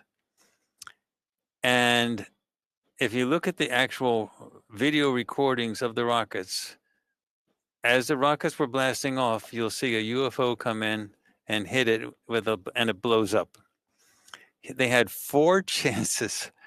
And it was like, I don't know if it was after I think it was after the 3rd one. They had 1 rocket left. And after that, they were going to be bankrupt. And Elon Musk came out with some type of a statement about no ETs, or maybe he agreed. At that point, he started to talk about there are no ETs. My personal opinion, and this is total speculation, is that he was told, if you want this contract to go through, if you want to be saved, then you have to abide by this line. You have to. This is the party line you have to keep. Otherwise, we're going to blow up your last rocket and all other rockets, and you're not going to get anything. And he probably agreed, and he said, and then the last rocket shot up, and it was a huge success. No UFO came by, no one blew it up, and he's been holding that party line about there being no aliens. I mean, it's hard for me to believe that someone as intelligent as him could actually believe that, but he is so adamant about it. I'm just assuming that that's what happened. Again, he's not told me. I don't know. I just assume. But I do know his rockets were blowing up one after the other, and they have video recordings of these ETs of these ships coming by and popping them. And that's my theory about Elon Musk. I'm not saying I know it for fact, but that's well. Then this, I'm sure that a lot of people in the audience are probably asking themselves this question. Well, Courtney, given you have some of the most advanced remote viewers and best protocols in the world, have you thought about tasking your people with the doing like a mind probe of Elon and what that's we have really a whole about? we have a whole project on Elon Musk. Yeah. But that question hasn't been addressed or answered yet. Well, we didn't go after that exact thing about we went after his psychology, his deep psychology, but we didn't go after his decision about talking about aliens and the way his SpaceX rockets were being shot out of the sky. So we didn't go after that particular. But we do. But there are video recordings of those SpaceX rockets as they're shooting up, being hit. And so, in our view, that didn't need to be. You didn't need to waste remote viewing sessions to verify something that's on video. So, yeah, but I have a question for you. Yeah. Sorry to interrupt. Okay, well, I've been wanting to ask you this since we started. Since we met, and you talked about how they're accelerating all of these different events. Like we've had an itinerary of self-destruction from the negative side. So the positive side comes in and says, okay, we're going to accelerate these events and we're going to wake humanity up. We're going to create all of these. We're just going to make a catastrophe like you've been lining up, or actually, laying out that's going to have an ending of some kind. So in your remote viewing project that you did on the COVID-19 virus, the origin of it, right? I was really surprised that wasn't taken down from YouTube because at the time it was really heavily censored, but it was spot on when it came to the lab leak, which now they're admitting. And hopefully they don't take this video down and say, oh, well, you're doing some hesitancy with vaccines and you can't talk like a retroactive screw job for censorship, which happens here all the time. So hopefully that doesn't happen. And there's some sane people here at the censors at YouTube. But I think it was Melina Hall in that particular one. And I might be wrong about that, but it was one of your remote viewers. I think it was her. She was the only one, by the way. She saw a non-surface structure over top of the Wuhan lab that caused a power surge in the wall, which made a piece of lab equipment explode, which caused somebody to be thrown across the room from the explosion. And then it also caused a leakage from whatever samples they had available that were near the explosion area. This sounds to me, and it always felt intuitive, like this was part of an accelerated type of event. Like they had this, they were going to release it, but they had to get it to a point where it would have maximum impact, and they didn't have it at that point. So it seemed like the good side came in, caused that, and then forced Operation Lockstep to move forward in such a way that it limped into action and wasn't able to do what it had intended to do, which was completely lock down civilization under the threat of a deadly pandemic that had no end. And that, the solution was something potentially worse over the long term. So what do you think about that? Do you think that I'm correct in that assumption? Because it's more of an intuitive thing, but I just wanted to get your opinion. I don't think you have to worry about the censorship with regard to the COVID thing anymore, because it's pretty much accepted now that there was a lab leak.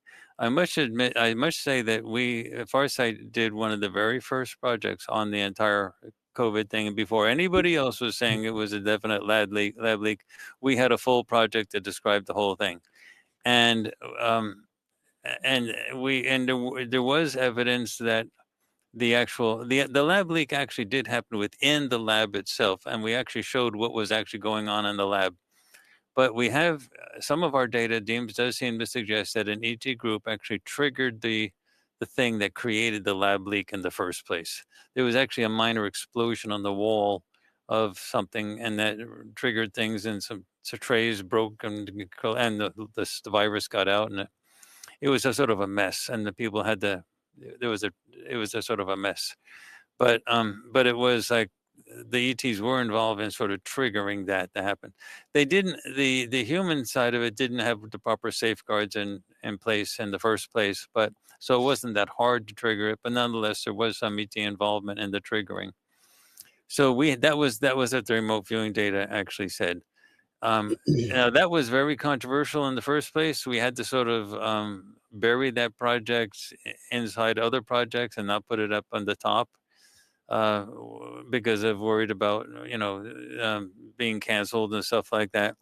But eventually the fear of that thing went away, and now everyone's talking about it, and the major intelligence organizations have said that the consensus seems to be moving directly in the fact and that there was a lab leak. So I don't think you have to worry about the censorship on that issue of the lab leak anymore. But I mean, you still have the same people working behind the scenes in YouTube and Google in terms of canceling things and so on. But I've seen it discussed much more openly. Like, for example, Bill Maher, and in the HBO Max show, Real Time, he talks about it all the time, how now it's pretty much accepted that it was a lab leak. I see it in mainstream venues. People are accepting it and talking about it. Major intelligence organizations and so on. Yeah, Rob just got a strike over something like this. I just got a strike over medical misinformation over maybe me doing a podcast on silver toothpaste. You know, they said I went against the World Health Organization. So my theory is that they don't like our community at all. I mean, I've talked with a lot of people in the community about this. They don't really like our community much. You know, I don't know why. You know, I mean, maybe it's because some of our we're the disclosure community with Courtney. We're the #1 enemy because we're the people. We're the prisoners standing up in the prison, trying to climb the tower, tearing down the flag, saying this is what the real deal is. Undo your chains, guys. We're a million. And they're big tech. They're big tech. You know, right. Everybody knows censors don't brush their teeth either, so that's part of the problem with the toothpaste. But there's something important to be said here, and that is that you have direct experience with the censorship issue, with your own stuff, having things canceled and things like that. And that's why disclosure has to happen now. That's why the ships are showing up right now. Because if you had 2 or 3 more years to the process, we'd be done. It would be done. It'd be done. This is the last opportunity before everything is totally locked down. So you got the brain chips going in after that. That locks down thought. The immediate thing, however, is control. Is the control of the posting, the control of, and that's the censorship idea. And right now, there is a brief window of time where there's enough freedom of information transferring around over the internet that's not yet fully controlled, that the disclosure can actually happen. And to give you an idea, for example, let me share my screen one more time. Let me just go to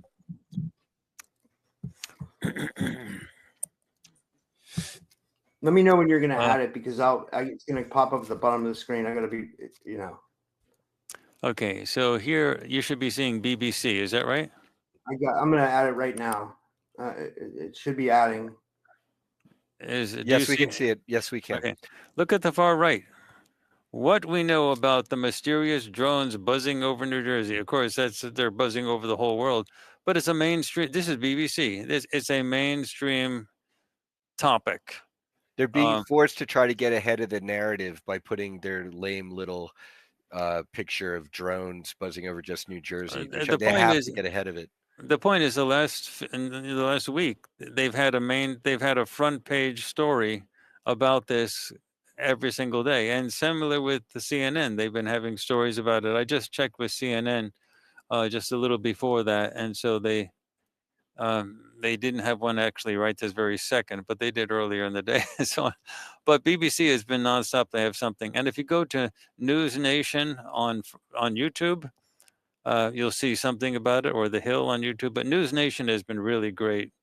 I was talking to a Fox News producer, and he was actually saying that they really respect News Nation because News Nation is really out there sort of putting, unbridled stuff out there as best they can. I mean, they have people like Chris Cuomo, who used to work for CNN and then got fired. Have you been on News Nation, Courtney? No, I haven't. And then here's a call. Anyone out there in the audience land, in the internet land, who can help to get Courtney and the Farsight Institute and the rest of us on the News Nation, please help make that happen. I have another suggestion too. Redacted is a great place to go. They've been covering this extensively. So, Courtney, that would be a great place to check, because the problem with Redacted is that they went to mainstream sources within this community. Often that means that you're dealing with people that are heavily compromised and they're totally bought into a false narrative. So that's what I've seen Redacted getting caught up, is within the false narrative. They did have a report, I think 2 days ago, where they had they had a guy that came on about the activity with the drones, and he said that somebody had flown a regular drone up close to it, and it zapped the battery where the drone just fell out of the sky. So they were hyping that up, like, what's going on? So that would be a great place to But Nathan, to go if you can. You just raised something that was really important. It's hilarious. You actually go to these places like near the beach or where these drones are, and you actually see the police with their DJI drone and their little controller, and like you have these spaceships up there, like 10 or 20 or 30 zipping around all the place, and then you see the police with the deputy. Yeah. You see the sheriff and his deputy with their drone and the controller, and you see the drone going up the. It's hilarious. I mean, it's right out of a sitcom. Yeah, it's like Mayberry meets what's the War of the Worlds? Yeah. It's hilarious to actually see them. You see local law enforcement, and it's interesting. They're talking about we have local law enforcement involved. And I say, what the heck? The sheriff and his deputy. They'll get to the bottom of it. And they'll have donuts and coffee afterward and laugh about it. Yeah, but the sheriff and his deputy, they do go out there with their little DJI drones, and you actually see them trying to investigate as if they're NASA. Yeah. And also, nobody shot these down. There hasn't been a single reported shoot down. No. There has been a report. I don't know. I'm sorry, Rob, you're muted.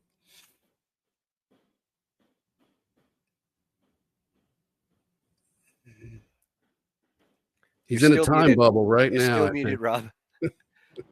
You heard a report, and then we lost you. Now you're back. I said someone said that a drone got shot down, and then a drone went and rescued that drone. So that's how crazy some of this reporting is getting to be. Like, I don't know if that happened. At least they care for each other. Yeah. Well, the drones can't. If you call them, they're not really drones. Actually, they sort of are, but they're ET drones, and they don't use like propellers and things like that. But anyway, they can be shot down. But they can't be shot down by human tech, by normal human tech. Like the sheriff with his rifle can't shoot them down. But the secret space program does have ships and does have weapons that can destabilize. So why aren't they, Courtney? Because in the past we know that they have, and that's what the crash recovery programs because are about. the drones are out there in full sight. If they actually have the secret space program come out and do that, you'd see them. You'd actually see it. Then the question would be is who's shooting them down, and then people would ask questions. One of the most important things about the secret space program is secrecy. They don't want anyone to know that they're doing any of this stuff. So if you have drones that are actually trying to get people's attention, and then a secret space program. Now remember, my side will not defend itself, but because there is a bit of a risk of being shot down. They haven't told me, but I don't think there's actual people inside those drones and inside those ships. They don't need the people. They can run everything with AI. But I personally think that the reason that the secret space program is not being brought in, they're the only ones that could knock down those ships. Now, remember, our side could defend themselves against the secret space program if we needed to, if we wanted to, but we don't, because that would... Then you'd see our side, what you're calling drones, you'd see them shooting back at the secret space program. And what would happen in everybody's minds in the whole planet? Oh my gosh, they're hostile. They're shooting. This is the War of the Worlds. So our side can't defend itself because we don't want to have, this is a psychological prison. We don't want to, it's a PSYOPs part as well. We don't want to have the PSYOPs message, meaning that we're dangerous. We want to show that we're not dangerous, that we're friendly, that we want you to see us. That's the idea. I have a zinger. I have a zinger for you if you want to do one last zinger of a question. Okay, one last thing. Yeah, we're going on 2 hours now, so maybe it is time I don't know how long the podcast is, but I'm sort of. Yeah, last zinger. We don't want to drain Dr. Brown too much. We got him. And Dr. Brown, I want to emphasize. This has been an honor. I've been really. This is a highlight so far for me. I've been wanting to meet you, much less be on a show with you. And I'm glad that we got to communicate what we have. And thank you so much for your time, sir. Hey, it's my honor. You're the first first people to interview me since the announcement of the drones in the first place. I mean, when our side told us that they were going to do it, and then that happened on November 13th, and November 15th, we published it. And then November 18th, the drones happened. No one's called us. And I'm sort of saying, why is no one calling us? We're the only ones that know what's going on. And like, why is News Nation and Ross That's Goldhart? why they're not calling you. Why are they not doing it? I'll let you know, Courtney. Why am I not? Nate, Why am I not on Joe Rogan? It was Nate's Why am I? idea. Joe Rogan. Anyone who knows Joe Rogan or Russ Coulthart, for sure, put them in touch with Dr. Brown. And Yeah, I mean, I just don't know why it's happening, but it'll eventually happen because it's like a steamroller. It's like a steamroller that's moving forward. At this point, it's not something where I have to be lucky to get on the Joe Rogan or the Lex Friedman podcast or the Sean Ryan stuff. It's not like that. Now it's like a steamroller moving forward, and we just let the cards fall the way they're going to fall. But you're the first people to ask me to do a show after, and it's December 13th, and the drones started showing up on the 18th, and I'm sort of wondering, like, why is no one calling? Well, I have no idea. I thought you'd be booked. I noticed that it happened because I pay attention to your work, and I saw you talking about how ships are going to show up, and then drones all of a sudden show up. But I don't have your contact information where I can just ring you up. Hey, Dr. Brown. So that's why I wanted to jump on this podcast. So bad. It's very hard. It's very hard to get contact information for any of the major podcasters because they're besieged. So it's very hard for. I mean, I can't call up, these people and say you should put me on. Well, Dr. Brown, this is your invite now. When time permitting, the next chance you get, Arkheim and I would love to have you on our show at Disclosure Now, and then I'm sure any other time you've been on the Virtual Temple Complex with Nate, that's always welcome, Nathan. Oh, well, that'd be great. Yeah. You just have to ask. Hey, we'd like to get some of you, your son on, or, the remote viewers, and just have like a powwow and talk about all this stuff. Yeah, that'd be amazing. It would be great. The trouble is that I talk so much. Being a professor, I talk for a living. That sometimes it's better to have Aziz on by himself rather than have me, because I'm going to just talk all the time. Like you guys had trouble putting in your 2 cents. I kept talking all the time. No, well, we want to hear what you have to say. That's the reason why you're here, so you don't have to feel too bad. My thought was we do this. Okay, I was hoping to have more of like a back and forth. But speaking of Joe Rogan, if you want to do one where we have a Joe Rogan layout and we just talk and pass, we ask various questions and keep the answers short and just keep it moving on from one topic to another, that would be great because we could cover a lot of stuff and it would make your job a lot easier, Courtney, because you don't have to just dump it all. We can break it down a little bit because sometimes less is more.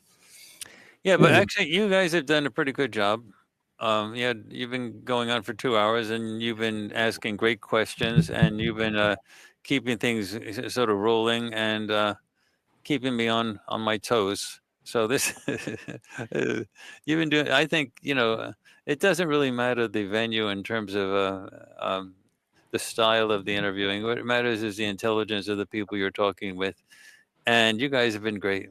Thank you, Courtney. Well, I want to thank you all. I'm going to sign off and just thank you because I don't want to. I'm respectful of your time and thank the audience for being here. Thanks for any super chats. And again, please support farsightprime.com. Go there. And I'm a subscriber myself. I love it.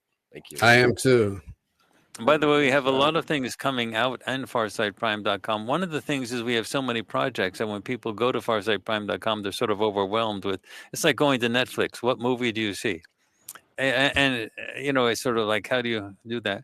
But we have some stuff coming out in 2025 that's going to synthesize everything, bring it all together. Because if you think about it, we're looking at sort of how do you get an objective view, human collected of the history of the solar system, the planet, the galaxy, ET interactions with Earth. So to actually do that based on all of our projects and synthesize it and boil it all down and make coherent sense out of all of that, that's the next big step. And that's what we now know how to do it. There had to be rises in technology to be able to get it done, but that's what you have to look forward to in 2025.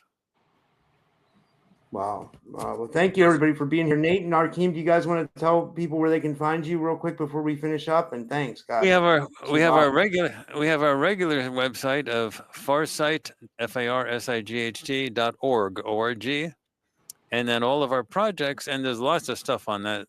website. It's been newly redesigned and it's updated, and it's fully professional. It works on your on your browser as well as your phone, easy. And then we also have the main venue where we have all of the projects, which is farsightprime.com. That's awesome. That's awesome. Thank you, Dr. Brown. This was amazing. This was an amazing show. I always enjoy having you on. It's awesome. And Nate, do you want to tell people where they can find you real quick? Yeah, you can find me at Disclosure Now Wednesday night at the Virtual Temple Complex. Going to be relaunching a podcast here probably in a few days. It's a few weeks behind. It's at the Hajjan Contact channel. It's a side project with a friend of mine who's also a co-host and actually comes on the Virtual Temple Complex. I'm available at Rob's group occasionally. You can find me there. His Telegram group, Typical Skeptic Podcast, and the Planetary Consciousness Project. You can email me at hajjancontactee@voicesoforion.com. And you can find me on Facebook under my name. So it's my real name. Check it out. Look me up if you want to talk or ask me a question. You can send me a friend request or just a message. And if I don't have a lot of time lately, but I try to get to everybody at some point. So it's not immediate. Just be patient. Thank you. And yeah, of course, I'm Arkheim RA. My email is arkheimra@gmail.com. And I have my channel on YouTube, Disclosure Now, with an exclamation point, where I interview a lot of different people. And as Brian said, we'd love to have you on the show sometime, Courtney. And so people can find me there. And thanks, Courtney, for being here, and everybody else for being a part of this, and Rob for hosting this. It's been excellent. It's great. Yeah. Thanks. Thank you, guys. And thank you, Dr. Brown. And I'd love to have you on again. Now, see everybody. It's signing off. Take care, everybody. Good night. Take care, everybody.